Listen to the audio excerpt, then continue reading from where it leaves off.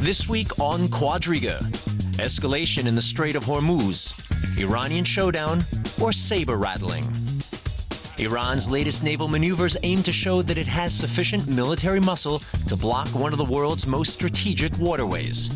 This is what Tehran is threatening to do if the West tries to stop its nuclear program with tougher sanctions or an oil embargo. About 20% of the world's oil passes through the Strait of Hormuz. Blocking it could send prices soaring. The U.S. says it's not backing down and will even step up its forces in the region. Your host this week is Melinda Crane. Is the crisis in Iran escalating?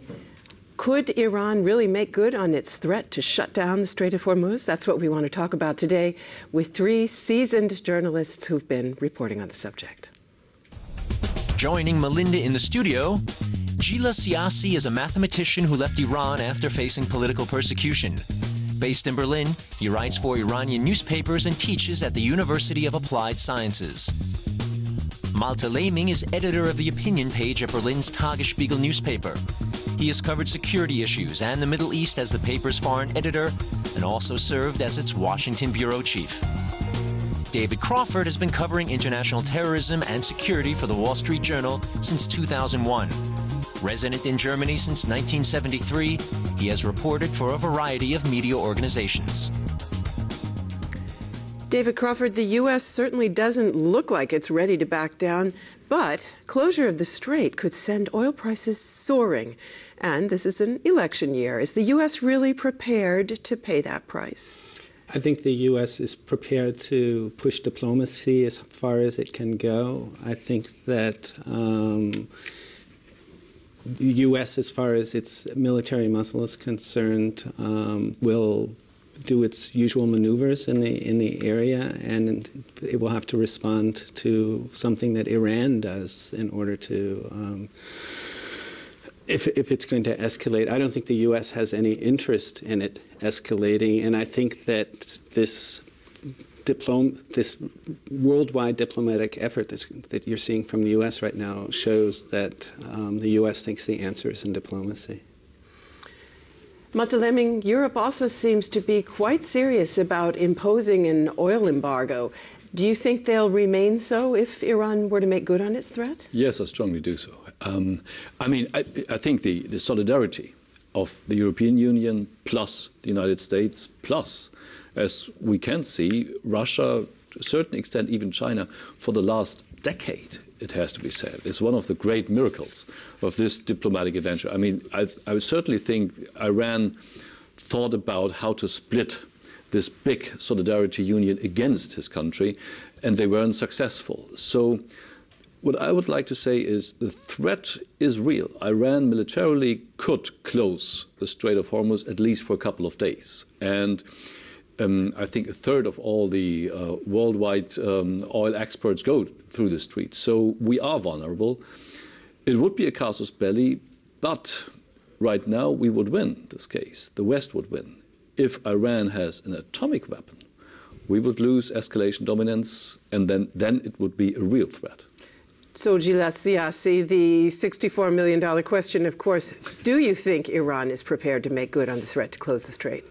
No, I think it is a saber rattling, but it should be taken seriously, because it bears incalculable elements which, in worst case, could lead to a regional war with catastrophic results for Iran and for the region and maybe also for the world. But I think it would be useful to go into the motives behind the action. Do that for us, if you would, please. Some people say it's based partly on domestic political motives. We've got elections coming up in Iran, of course, in March, and very bad economic situation, so perhaps an attempt to distract attention? Yes, the factors which you mentioned, they play quite a good role.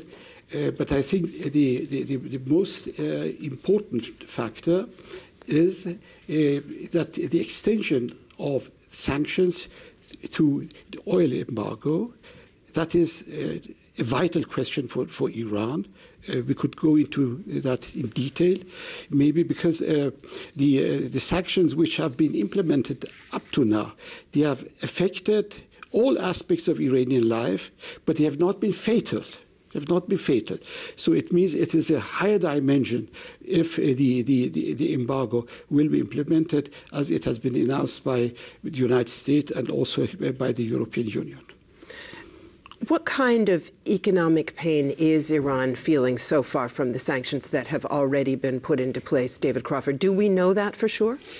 Well, I spoke to Iran's economics or deputy economics and finance minister recently, and he said that the sanctions are hurting them, that they're having to be very creative, was the word he used, in trying to fund the necessary imports that it needs. So the sanctions are hurting.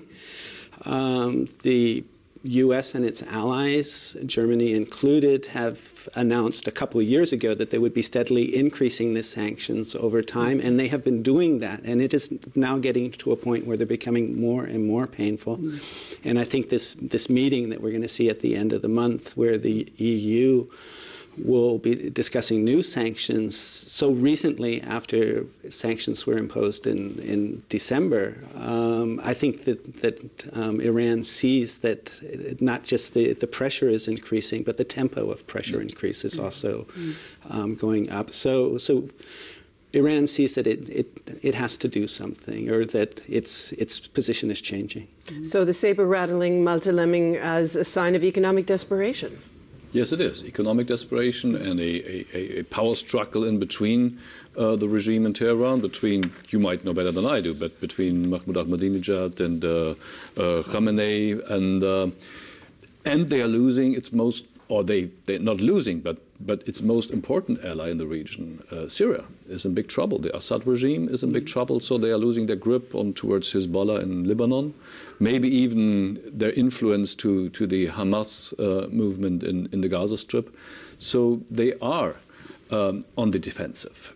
That doesn't make things easier, actually, because an unstable government might be unpredictable to a certain extent. So that means we not only have to show resolve, but, as it always was said, we have to act cool, calm, and collected, so not to overreact to these things. And the fact is that even if Iran has perhaps or is in danger of losing some influence in Syria, it's gained a great deal of influence elsewhere. Strategically, Iran in recent years has been stronger than ever. 2001, the U.S. and its allies attack Afghanistan and topple the Taliban. 2 years later, the next offensive against Saddam Hussein. A Shiite government takes power in Iraq. The real winner of the two campaigns? Iran. The defeat of its two archenemies is the ultimate unintended consequence, empowering the Shiite regime at home and abroad. Iran develops cutting-edge weapons, worrying Sunni Arab neighbors such as Saudi Arabia and the Emirates. A spiral of escalation around the Persian Gulf, site of the world's richest oil reserves. The Strait of Hormuz, just 60 kilometers wide, is the region's Achilles heel. So, Gila Siasi, clearly Iran has some significant sabers to rattle. Yes. In one point, I would contradict him. I'm not quite so sure if Iran would be capable to close the Strait of Hormuz for a long duration. It can only disrupt the traffic. That's all. One must think that, in fact, the Iranian Navy has vessels which are a bit larger than a frigate. And apart from that, the Air Force doesn't exist. It's non-existent. They are still relying on the outdated planes and fighters and munitions from the Shah's time. So I very much doubt that. But they can put mines, for example, into the sea. It can make trouble, a bit of trouble, that's all. But I think one of the aims of the Iranian regime is also to extract concessions from the West. Right. One shouldn't forget it. And also the point which you mentioned is important. It is an effort to divert attention from the tensions inside the regime and also between the regime and the opposition in Iran. These are factors which should not be forgotten. I'd like to come back to that in just a moment, but let's stay briefly with the question of the scenario of shutting the strait and how feasible that is and what might happen if an attempt were made. David Crawford, in the 1980s, the U.S., through a show of naval force, kept the strait open during the Iran-Iraq war. Is that a feasible reaction today? Could that happen again? The U.S. has said that it will continue to maneuver in the Persian Gulf and it will continue to maintain its military presence in the region. And certainly, if there was a direct threat to close the straits, you would see this presence increasing in a real effort to keep it open, perhaps even convoys of ships coming in. I think Iran certainly has the capability of making oil prices rise through increasing pressure, mines, increasing insurance costs, all of this thing. But it's a little bit ironic because Iran would not be able to participate in this increase in price. It would be good for everybody except for Iran, and I guess, or at least the oil business except for Iran. For economies, of course, they don't want to see the oil price rise at a time when Europe and many other countries are facing recession. Gilles Siassi, you told us a moment ago we need to take the threat seriously, even if there is an element of saber rattling for domestic reasons. So what does that mean in this case? Would you want to see the U.S. send in a tanker to try to keep a carrier to try to keep the strait open?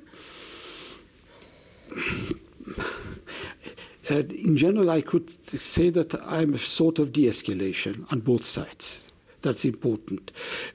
As far as the, let's say, military intervention, no matter in the Gulf or in Iran is concerned, the opinions are very divided in Iran.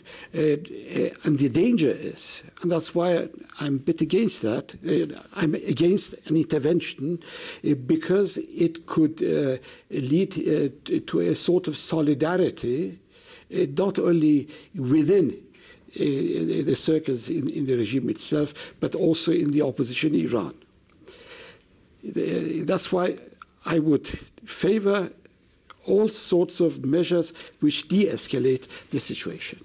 Malte Lemming, what risk is there, do you think, that this episode, possible closing down or at least mining of the strait, for example, could escalate into an all-out regional conflagration, possibly even including a strike against Iran's nuclear installations ultimately? I don't think the risk is very high right now.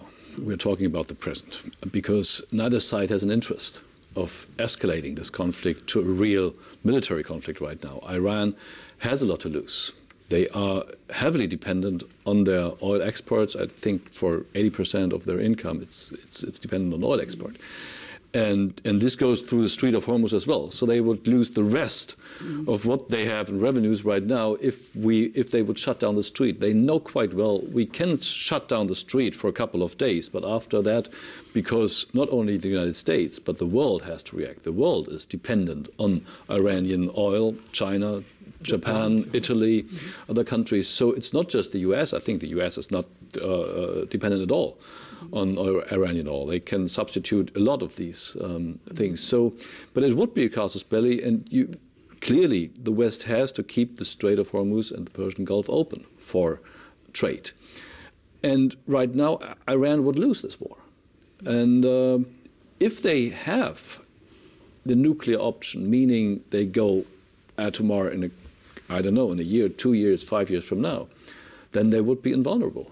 So if they can choose between a war they would lose now and a possible war they cannot lose because of atomic weapons, they would choose that. I disagree with that. I don't think that.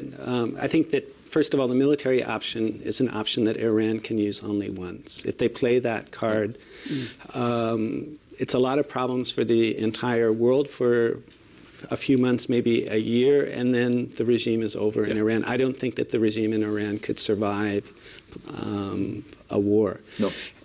Personal opinion. As far as Iran's nuclear program is concerned, I think Iran has a big interest in letting everybody know that it could finish its nuclear weapons program in a relatively brief period of time. But I don't think that they have an interest in actually bolting shut the last screws and finishing the weapon. The second they do that, they create a completely different situation, which I don't think that Iran believes it can control. And if you're going to do something like that, you want to be able to control the situation. And I don't think that it would make Iran invulnerable. I think that it would create a much different situation. How the response to that would be, the world community would have to look at it, and certainly they would want to at least start with diplomacy. But I don't think that the Iranian government sees finishing nuclear weapons to be at its interest. At least there's a huge discussion within Iran about whether that would be ultimately in their interest. But there's certainly in their interest to make everybody believe that they could do it in a very, very brief period of time. And there's a huge amount of speculation about whether they could finish it in a few months or in less than a year or 2 years. There's a lot of numbers going around. In many ways, it's difficult to read the mixed messages that come out of Tehran. But one thing is very clear, as we heard a moment ago, the nuclear program does have wide support. For Iran, its nuclear program is a matter of national prestige. This is something President Mahmoud Ahmadinejad never tires of emphasizing. International negotiations have been suspended for a year. The West has since been raising the pressure on Iran. With sanctions taking a toll, tensions rise. Iranian authorities take no action to stop students storming the British embassy in Tehran. In Washington, President Obama outlaws business dealings with Iran's central bank.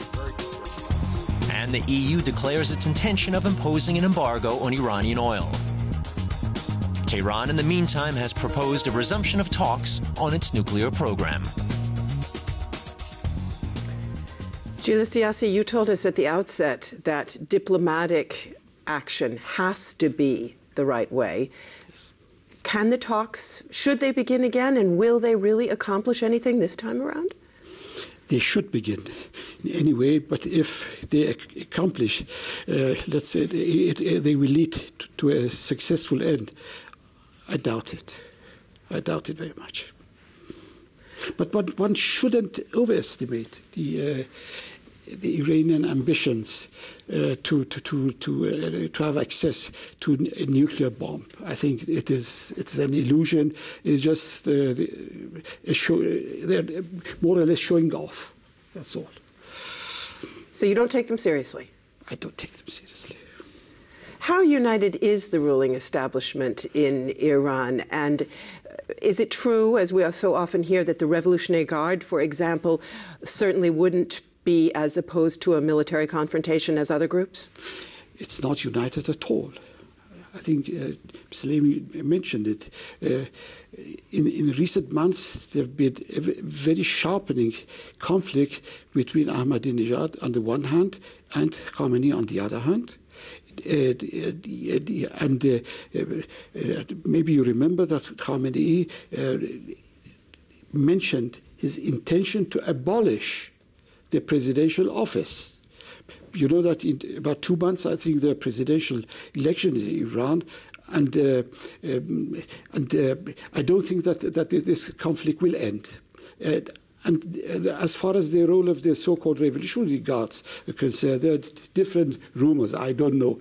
Some say that they are more attached to the president and some more to Khamenei. But I think in case, let's say in case of a military intervention in Iran or in the Persian Gulf, there will be a sort of solidarity and it will probably unify the different wings in the regime, at least for a short period. Malte Lemming, how optimistic are you that a new round of international negotiations could really achieve anything? This is our perennial discussion. Carrots or sticks? Both. You always need both. And if you deal with Iran, you need the carrots and the sticks. For sure, you can't say no. If they offer you negotiations, you have to sit with them on the table. But be reminded that a lot of these talks failed after all, and so don't expect too much from these talks. And I don't. I actually don't. It's one of the carrots they give us just to try if they can split the international solidarity. The Iran is isolated for years now. Even countries like China and Russia at least come on board with some kind of new sanction in the UN frame. And they always hope to end the isolation, and they can't. And that's terrifying them. And they know, the regime knows, and it's not loved in their own country. We have the uprising in 2007. So they face, on the other hand, a population that is not loved by them as well. So this makes them terrified right now. And they actually, I think they don't know really what to do. David Crawford, one of the sticks that the U.S. is currently working with is trying to prohibit dealings with the Iranian central bank, as we heard in that little report there. Is that really the right measure to be taking at this point? Doesn't it actually just alienate, for instance, European partners when they're finally beginning to take the action that the U.S. has been pushing them to take for so long? Well, German business has been against direct sanctions on the central bank of Iran precisely for that reason, because they said, how are you going to do business with a country if it doesn't have a banking system, or that there's the central bank that would facilitate international trade is no longer capable. And there's an awful lot of German business with Iran and other European countries. France, for example, has not imposed sanctions on the only Iranian bank that is operating in Europe, and France has a big interest in keeping that bank operating because French business has an interest in trading with Iran. And there's so I mean, people want to be able to do legal trade. The definition of what is legal and what is appropriate is changing as the sanctions. We're seeing that the sanctions aren't really effective as when they're focused at specific individuals, and so they're trying to make them broader, entire sections of industry, and then an oil embargo would also be important because Iran basically uses oil as a liquid means of international finance, and so it's getting trade is becoming more and more difficult. But I think we'll have to see what the next. I think the next step is oil as far as Europe is concerned. And then the question of this policy of steadily increasing the pressure. Certainly, at some point or another, the central bank would be on everybody's list if you're going to keep doing that, because at some point it's just there. But when that is, whether it would be in the next few months or in the next few years, I think that these are decisions that probably haven't been made today and will be hotly discussed by a lot of people before they're made. Gila Siassi, the oil embargo. Europeans do look determined to put it in place, finally. How effective do you think it will be? And doesn't that, of course, bring in the question of Russia and China? I think it will be very, very effective. According to the official statistics, the oil revenues account for about 60%. The oil sector accounts for about 60% of government revenue, and I think about 80% of export and currency earnings. So it is vital. But won't Iran just sell that oil elsewhere? I don't think so. If it is a real embargo, It's a real embargo, and there are all signs that even China and Japan, and Japan in any case, and also even Russia, tolerated at this. I don't think. I think it will be effective, and it's a fatal blow to Iranian economy. You have the U.S. Treasury Secretary traveling now this week, I think, or at least it was announced this week that he's going to China in order to discuss Iran. I think to understand the system, you have to combine the boycott of the central bank and petrol, because the signal from the U.S. Congress right now is the moment countries like China and Japan, Italy are dealing through the central bank with Iran, you may do it now, maybe tomorrow, but not the day after tomorrow, because then it will cripple your export maybe to our country. So you always have this kind of option, because most trade runs through the central bank. If you boycott dealings with the central bank, you are in big trouble. So that's what Iran is in right now, I think. Thanks very much to all of you for being with us today. Thanks to all of you out there for tuning in, and Happy New Year.